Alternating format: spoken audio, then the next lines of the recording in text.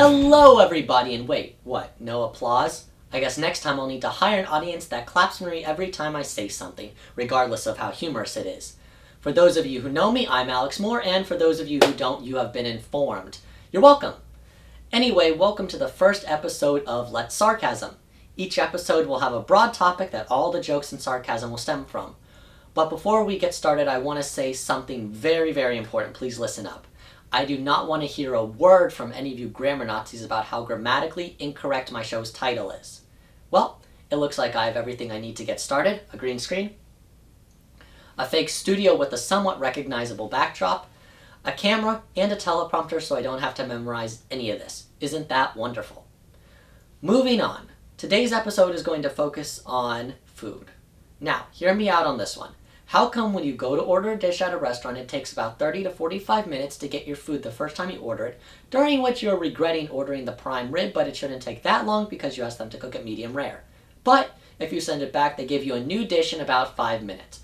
I can't tell you how much that angers me. Not to mention that while you are waiting, you get so hungry that you eat all the complimentary bread and the second appetizer that you ordered. So by the time you get the food, you aren't even that hungry. So you just wasted money on an expensive dinner so you could eat some cheap bread and some cheese sticks. Speaking about waiting, have you ever been at the grocery store deli patiently waiting your turn to order about half a pound of ham or something like that, but you have the old redneck housewife in front of you ordering meats for her entire family, her son's family, her daughter's family, and the in-laws? Yeah, I would like to order about 3 pounds of your roast beef, 2 pounds of chicken, 1 pound of Munster cheese just because I like the name, and you're thinking to yourself, and a partridge in a pear tree. By the time she is done, you go to order only to find out that you are number 71 and they are now serving number 70, the pot-bellied man who only eats lunch meats and sandwiches.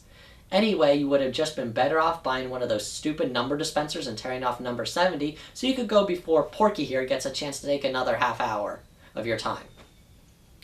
Whew. Man, that one was long. Just like the freezer aisle, although I maintain that it should be called the freeze your ass off aisle. Would it kill them to put some doors on those open freezer cases? Talk about wasting energy. I'll leave my house in the middle of June dressed in long underwear, a long sleeve shirt, a turtleneck, a wool coat, a leather coat, long pants, and sweatpants, and my mom will ask me, "Where are you going, the Appalachian Mountains?" No, Mom, I just have to go to the grocery store to pick up some Eggos. On the opposite end of the spectrum, would it kill them to put something in the pizza rolls that turns them from red to blue when they're cool enough to eat so they won't burn off your entire mouth? You want to know what an erupting volcano feels like? Just eat a freshly made pizza roll. Try drinking cold water after that. We've all done it, and no amount of Sensodyne will help with that.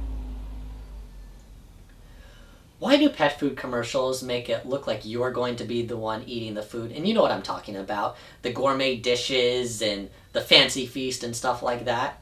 And they all now say made with 100% real meat, as opposed to whatever the hell they used to use.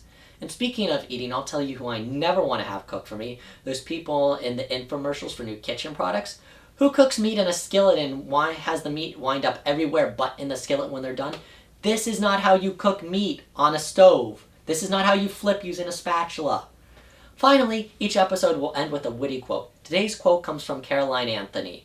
Don't look at me in that tone of voice. Caroline Anthony.